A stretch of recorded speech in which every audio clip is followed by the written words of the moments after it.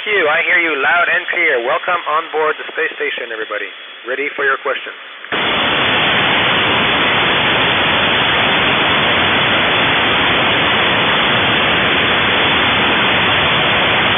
Good morning, Brooke.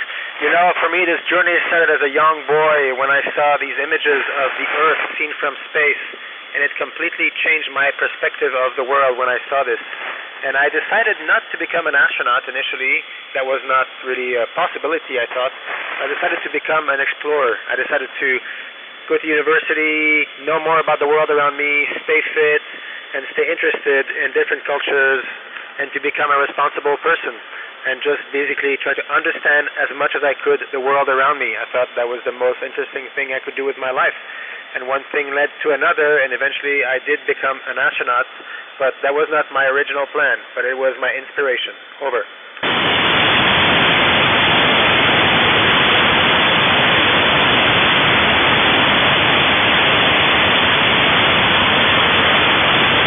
Hey, Declan. So first off, astronauts all have a career before they're astronauts. So if you want, everything you do in your life before that is part of your training. I was myself an astronomer and then a medical doctor, but the actual astronaut training we do around the world. Most of it we do in Houston, Texas. That's where, at NASA, that's where we learn about the space station. That's where we learn about the experiments we're going to do. We learn to use our space suits. We learn to use Canadarm, that one, the robotic arm we learn in Montreal in Canada. Then we have to spend a lot of time in Russia after having learning to speak Russian to learn how to fly the Soyuz rocket. And then we also spend some time training in Japan because there's a Japanese part of space station, and in Europe because there's a European part of space station. Over.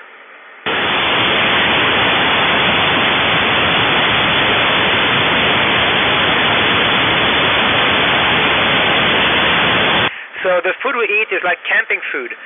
It's dehydrated food. I was actually very lucky. I could get some family food sent to me. So food that a recipe of my family that my wife made for our camping food. It's dehydrated chili.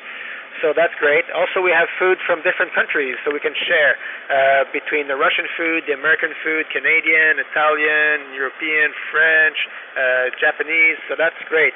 As for the times when we live on GMT, the time of London, that's an arbitrary decision. It's halfway between Houston time and Moscow time.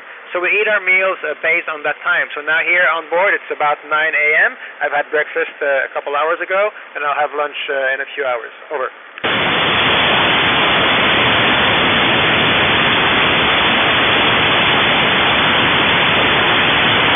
Hey, Evan.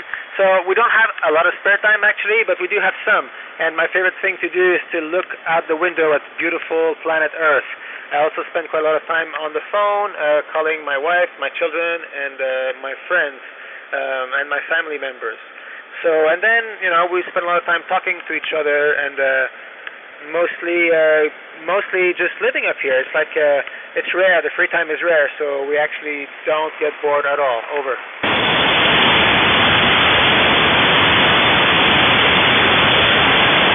That's a good question, Molly. I was worried about that, but actually, you know what? It does not, because there's 6 of us up here, and 6 is enough to never be alone. And so I was surprised by that, but that is the fact. And also, we spend a lot of time interacting with the ground, either with mission control people or with our family and friends. So surprisingly, perhaps, this is not a lonely place at all. We feel like we have contact with the whole world. Over.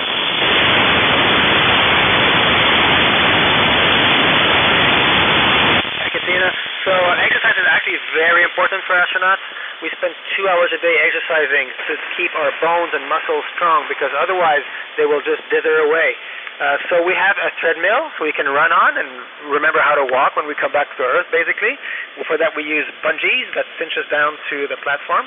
Then we have a stationary bicycle that looks just like one on Earth, except it doesn't have a seat.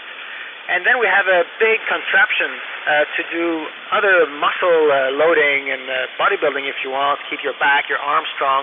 And that doesn't use weights, but it uses the resistance of pistons. So that's how we can basically stay pretty strong. And people come back from space and, they can stand up and walk and carry things. My dream is to go back home and be able to carry my children on my shoulders. Over.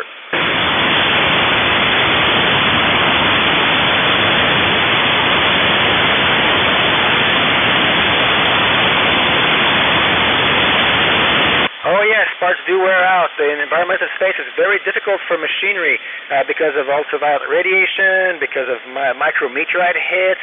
So some of the elements of station are almost 20 years old, and so a lot of the parts have had to be changed over time. Batteries, pumps, machinery, especially everything that is outside the space station.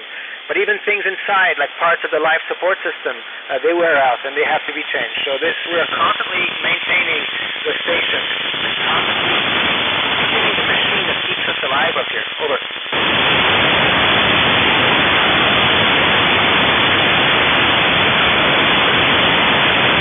Hey, Amelia.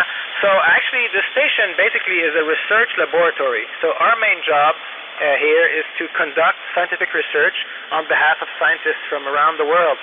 A lot of the research is in the field of medicine, for example, or biological sciences, because the environment of space is basically very bad for human beings, and the ways in which it affects astronauts really resembles disease that we have on Earth.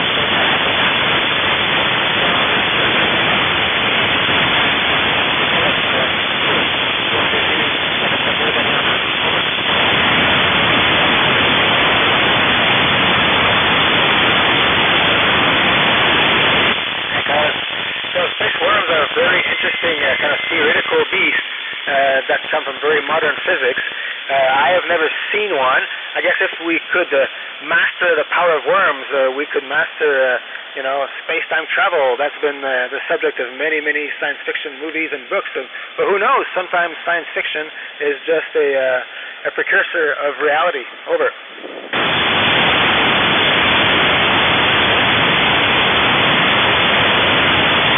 Hey, Lawson. Well, at the speed that we go, we're going about 8 kilometers every second. It takes us an hour and a half to go around the world. So that means that 16 times a day we see the sunrise and we see the sunset. So when I look out the window right now, I'm somewhere over Europe, and in about half an hour I'll be over Australia, and in about an hour and a half I'll be back almost over the same spot, except the Earth will have rotated in an hour and a half. So we scan over the planet like that.